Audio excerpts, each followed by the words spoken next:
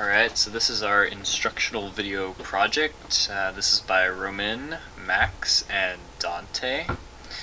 And what we're going to teach you about is how to combine random variables using assorted techniques, and how to deal with standard deviation and means and such. So what is a variable? A variable is an alphabetic character representing a number or value.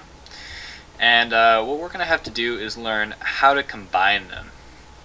And in order to do this, we're going to have to learn some techniques, because you can't always just add or subtract. So the first thing we're going to learn how to do is, say we have some variable x, and we're going to add some constant to it.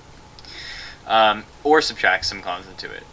Whichever one you do, it'll either increase or decrease the center, but no matter what, it's not going to change the shape or the spread of the graphs. And spread indicates standard deviation, where center is the mean.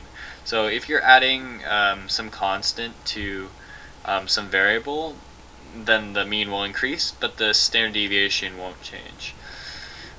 In terms of multiplication or division, if you multiply a random variable or divide a variable by a constant, that's going to multiply the center and the spread, so that's the mean and the standard deviation, but it still is not going to change the shape of your graph.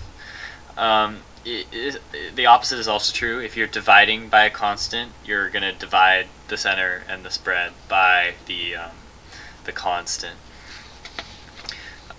So there's a third type of transformation called a linear transformation, and that involves a random variable and then a multiplicative and a addition or subtraction. In this case, the center would be multiplied by one of the constants and then added to the second constant, and the spread, however, doesn't take into account the addition, it's just multiplied, and once again the shape doesn't change. So you got to be careful about the standard deviation changing here. In terms of two independent variables, this is where things get a little tricky. If you're adding means or subtracting means, all you have to do is straight up just add or subtract the means, which is very basic. However, in terms of standard deviation, things can get a little tricky. So you can't just add the standard deviations or subtract them. You have to add or subtract the variances, which is the square of the standard deviation. So you can use the formula, the total standard deviation would be the square root of some independent variable a's standard deviation squared plus some independent variable b's standard deviation squared. Or you can just add the variances. Some tips for watching out for stuff on the AP test. So you for sure do not want to add the standard deviations. You can only add the variances. This is going to prevent you from making a lot of mistakes on the FRQ section as well. There'll probably be questions in the multiple choice. Also, when adding or subtracting standard deviations,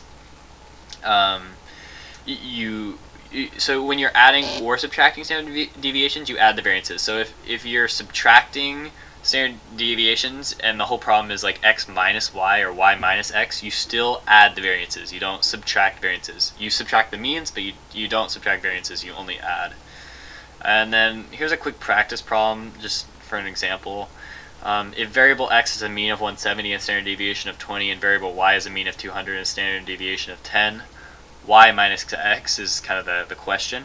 So the mean, you just take 200, which is y's mean, and subtract it 170, which is x's mean, and you get 30. As far as standard deviation, though, you definitely add even though it's subtract, and you get 20 squared plus 10 squared equals standard deviation squared. Standard deviation would be the square root of 300. And that is equal to 17.32.